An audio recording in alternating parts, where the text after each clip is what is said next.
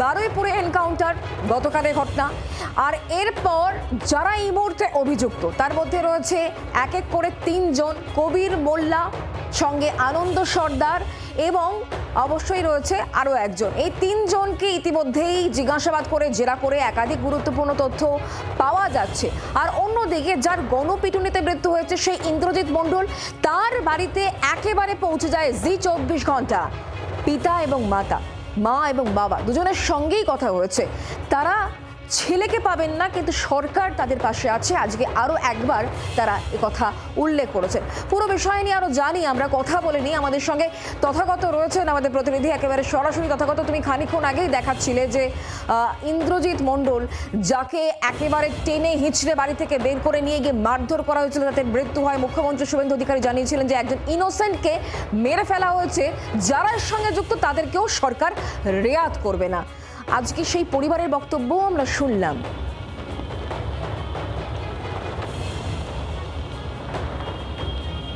দেখো, একদমই মুখ্যমন্ত্রী যেমনটা বলে গিয়েছিলেন ঠিক সেই পথেই কিন্তু প্রশাসন হাঁটছে এবং ইতিমধ্যেই ওই বাড়ির যে নিরাপত্তা, সেই নিরাপত্তা বাড়ানো হয়েছে। যেমনটা সিসিটিভি বসানো হয়েছে, যা সরাসরি পুলিশের নজরদারিতে থাকবে, অর্থাৎ ওই বাড়িতে কে ঢুকছে এবং কে বেরোচ্ছে পুরোটাই পুলিশের নখদর্পণে থাকবে। এর পাশাপাশি বাড়ির প্রায় ভগ্নপ্রায় অবস্থা ছিল, তা মেরামতির কাজ শুরু হয়েছে। সরকারি যারা ঠিকাদার কর্মী রয়েছেন তারা কিন্তু ইতিমধ্যে সংস্কারের কাজ শুরু করেছেন। ইন্দ্রজিতের বৃদ্ধ বাবা এবং মা, তারা ঠোঙা তৈরি করে কোনো রকমের দিন গুজরাতেন। তাদের যাতে থাকার কোনো ধরনের কোনো খাওয়া দাওয়ার কোনো অসুবিধে না হয়, সেই কারণে কিন্তু প্রশাসনের এই পদক্ষেপ। ইতিমধ্যেই মানে খাওয়া দাওয়ার জন্য যাবতীয় চাল ডাল থেকে আরম্ভ করে বিভিন্ন জিনিস যা সংসারের প্রয়োজনে লাগে তা কিন্তু তার পরিবারের হাতে তুলে দেওয়া হয়েছে। পাশাপাশি বাড়ির পাশে সেখানে কিন্তু আপাতত এখনও পর্যন্ত পুলিশ পিকেট রয়েছে, যতক্ষণ না পরিস্থিতি স্বাভাবিক হয়। এবং যেমনটা শুভেন্দু অধিকারী মুখ্যমন্ত্রী রাজ্যের, তিনি যেমনটা ঘোষণা করে গিয়েছিলেন যে সূর্যপুর যে ক্যাম্প রয়েছে তাকে ফাঁড়ি করা হবে, অর্থাৎ সেখানে কিন্তু আরও পুলিশের ব্যবস্থা খানিকটা ঢেলে সাজানো হচ্ছে। এবং যে এর ফলে ওই এলাকার বাসিন্দাদের 10 কিলোমিটার দূরে বারুইপুরে এসে লিখিত অভিযোগ করতে হবে না, তারা সরাসরি ফাঁড়িতে গিয়ে সেই অভিযোগ করতে পারবেন এবং সেখানে অতিরিক্ত পুলিশ কর্মী থাকবেন। এইরকম নানান যে ব্যবস্থা, সেই ব্যবস্থা কিন্তু সরকারের পক্ষে নেওয়া হচ্ছে এবং এই ব্যবস্থাপনায় কিছুটা হলেও খুশি ইন্দ্রজিতের বাবা এবং মা। ইন্দ্রজিতের বাবা, তিনি বারুইপুরে এসে মুখ্যমন্ত্রীর সঙ্গে দেখা করেছিলেন এবং মুখ্যমন্ত্রীর কাছে তার বক্তব্য তুলে ধরেছিলেন তারা যাতে তাদের দিন গুজরানোর জন্য দেওয়া হয়েছে, কোনো রকম অসুবিধা হবে না সেই আশ্বাস দিয়েছে, কিন্তু ছেলে আর ফিরে আসবে না, এমনটাই তো বলছেন ইন্দ্রজিতের মা। চোখে জল, বাবা বুঝে উঠতে পারছেন না যে কি করে এত বড় একটা ঘটনা ঘটে গেল। তথাগতই কথা বলেছিল ইন্দ্রজিতের বাবা এবং মায়ের সঙ্গে, কি বক্তব্য তাদের শোনাই। রবিবার সকালে হঠাৎ করে আমরা ঘুমোচ্ছিলাম, ঘুমিয়ে সবাই উঠেছি, চেঁচামেচি হচ্ছে বাইরে, বেরোতে দেখি কী ব্যাপার। যদি অন্যায় করে থাকে আমার ছেলে, তুই আমাকে বল না, আমি এক্ষুনি ঘুমোচ্ছি, ট্রেনে একটু বাদ করে নিয়ে তোর হাতে তুলে দেবো। সে তো কেন আছে, কোনো যা পারেনি, বলে না আমার কাছে 2 মিনিট একটু বার করে দাও। তারপরে জোর করে নিয়ে বললে না, বলে আমি কথা বলবো, ছেড়ে দেবো, কথা বসে ওকে এখান থেকে টানতে টানতে চলে নেয়, ওদিকে চলে গেল। কি মানে সে মারের কন্ট্রোল নেই, ঝেড়ে এক মস্ত করে গেল। অটো চালাতো, ওইটি অটো চালাতে তুই চালা ঠোঁয়াপো আমি করতো দেবে বলে সব লিখে নিয়েছে সব কিছু। সরকার থেকে তো রেশন দিয়ে গেছে, এখন কি খানিকটা ভালো পরিস্থিতির মধ্যে রয়েছেন? হ্যাঁ, যা দিয়ে গেছে অনেক দিয়ে গেছে বাবা, যা দিয়ে গেছে ভুল বলবো, যা দিয়ে গেছে আমার এখন চলে যাবে। সব কিছু চাল ডাল আলু তেল মশলা সব দিয়েছে বাবা, ভরিয়ে দিয়েছে, খালি আর বাবাটা নেই, এইটাই সব দিয়েছে, কাপড় চোপড় জামা প্যান্ট সব কিছু।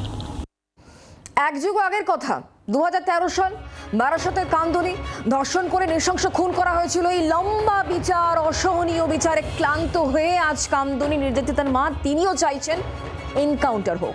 হাঁসখালি নির্যাতিতার মা, তিনিও চাইছেন দোষীদের মৃত্যু হোক। আর যে পুলিশ আজকে বলছে যে সকালে ধরবো বিকেলে খরচা করবো, যা মুখ্যমন্ত্রীর কথা, শুভেন্দু অধিকারীর কথা, সেই প্রভাস মণ্ডলের মা তিনিও বলছেন যা হয়েছে ঠিক হয়েছে, কারণ যা করেছে ছেলে তারই কর্মফল। শোনাই। আমাদের এই ঘটনা হয়েছে 2013 7ই জুন। সেই থেকে আমরা বিচারের অপেক্ষায় আছি, বিচার আমরা পাইনি। এই যে ঘটনা বারুইপুরের যে ঘটনা হয়েছে, এরকম ঘটনায় যদি আমার মেয়ের এরকম করেছে, এরকম স্পটে যদি মেরে দেওয়া হতো, আমার আত্মা শান্তি পেত। আমরা যে লোহার কোর্টে বিচার পেয়েছিলাম 3 জনের ফাঁসি আর 3 জনের মৃত্যুকাণ্ড জেলেই মরবে, সেটা তাদের 4 জনের হাইকোর্টে গিয়ে ছেড়ে দিল। ওই 4 জনের যেন ফের ঢোকানো হোক, ওদেরও যেন ওই রকমভাবে গুলি করে মেরে দেওয়া হোক। আমার মেয়ের বিচার মুখ্যমন্ত্রীর কাছে আমার মেয়ের বিচার চাই, যেন আমার মেয়েকে যারা গণধর্ষণ করে মেরেছে তাদেরকে সকলের ফাঁসি চাই। ছেলে যে মৃত্যু হলো তাতে আপনার কষ্ট হচ্ছে না? আমার কষ্ট, মার তো কষ্ট হবে, আমি সে কষ্ট দরকার নেই, ও যা কর্ম করেছে তাতেই গেছে, আমার শান্তি। আপনারা কি মৃতদেহ আনতে যাবেন?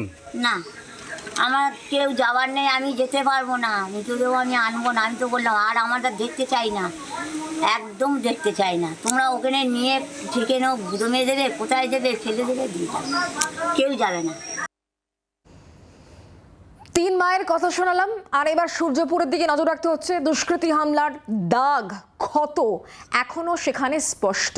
হামলার দগদগে ঘা লক্ষ্য করা যাচ্ছে বারুইপুরের সূর্যপুর পুলিশ ক্যাম্পে। নাবালিকা ধর্ষণ খুনের পর কেটে গিয়েছে বেশ কয়েকটা দিন। ক্যাম্পের বিভিন্ন অংশ এখনো ভাঙাচোরা অবস্থায় পড়ে রয়েছে। ভাঙা জানলার কাঁচ যত্রতত্র ছড়িয়ে ছিটিয়ে পড়ে রয়েছে। দুর্যোগপূর্ণ আবহাওয়ার মধ্যে অস্থায়ী ব্যবস্থা করে কোনো রকমে নিজেদের দায়িত্ব পালন করছেন পুলিশ কর্মীরা। এই হামলার ঘটনায় পুলিশ তদন্ত একেবারে জোরদার করা হয়েছে। এখনো পর্যন্ত আপনারা জানেন যে 30 জনকে গ্রেফতার করা হয়েছে। ঘটনার সঙ্গে জড়িত আরও অভিযুক্তদের খোঁজে ইতিমধ্যে বিভিন্ন জায়গায় তল্লাশিও জারি রেখেছে পুলিশ।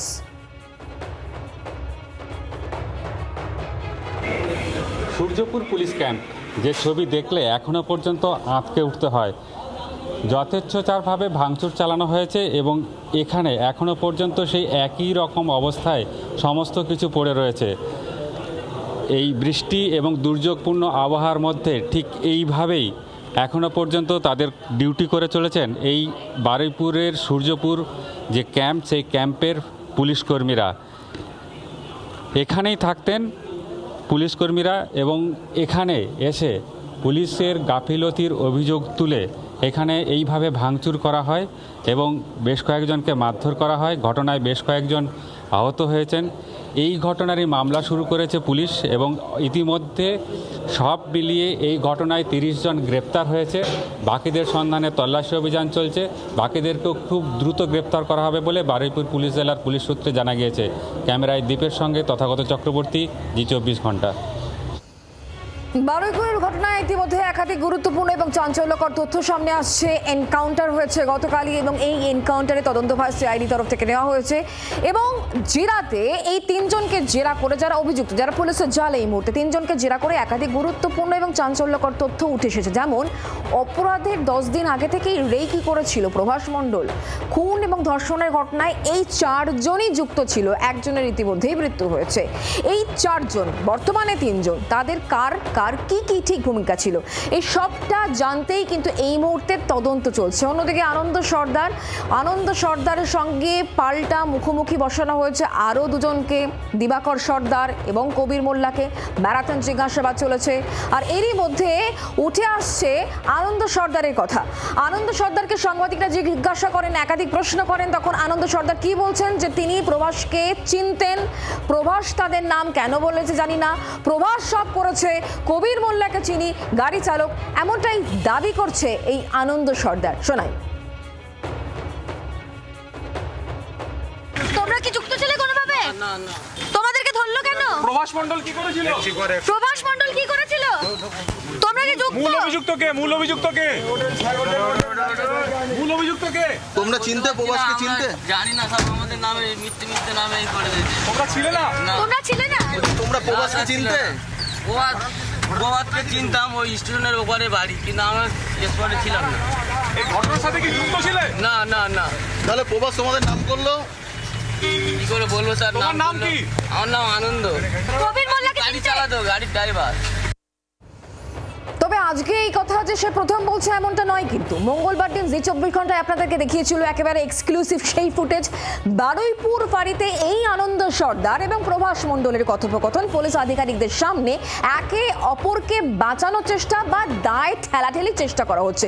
পুরো বিষয়টাকে গুলিয়ে দেওয়ার চেষ্টা করেছিল এই আনন্দ সর্দার এবং প্রভাস মণ্ডল। সেই ভিডিও আরও একবার আপনাদের জন্য।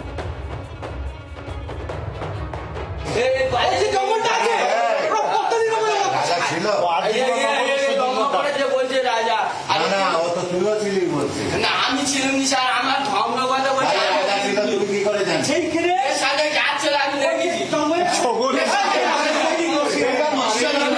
আমাদের সিসি ক্যামেরা আছে, আমাদের দিঘি পাড়ে বাড়ি, ভালো বলছো আমাদের দিঘি পাড়ে বাড়ি, যে রাত্রিবেলা ক্যামেরা তুমি এখন ক্যামেরা খুললে ধরতে পারবে কে কে ঘুরছিল কে কে যাচ্ছিল। ক্যামেরা আমাদের মনের মাথায় ক্যামেরা আছে, ক্যামেরা তুমি দেখো আমাদের মধ্যে ছি। তুই কি করে ক্যামেরা দেখি? আর আমার সব তো ক্যামেরা হইতো, ঠিক আছে তুই ক্যামেরা চেক করলি কেন? আমি চেক করিনি, আমাদের ক্যামেরা নেই, চেক করে দেখো কে ছিল বুঝতে পারি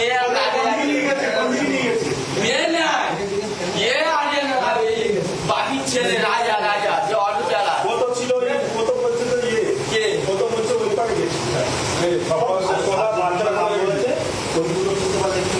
ওই দুটো স্যার আমাদের পারমিশন দিন তুলে আনি। আমি এর মধ্যে ও স্যার ওই দুটো আরে আমরা গেলে হবে না, আমি ছিল নাম বলে আমি ছিল, তুই আমার নাম বলছিস।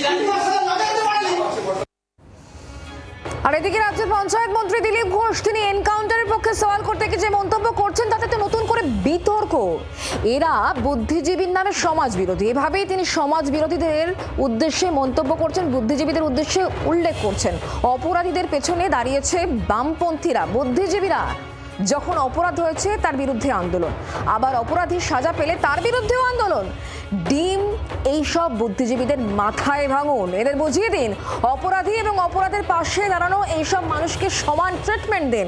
বারুইপুরে এনকাউন্টার নিয়ে বিকাশ রঞ্জন ভট্টাচার্যের মন্তব্যের পরিপ্রেক্ষিতে এই মন্তব্য করেছেন রাজ্যের মন্ত্রী দিলীপ ঘোষ। বুদ্ধিজীবী নাম এরা সমাজ বিরোধী।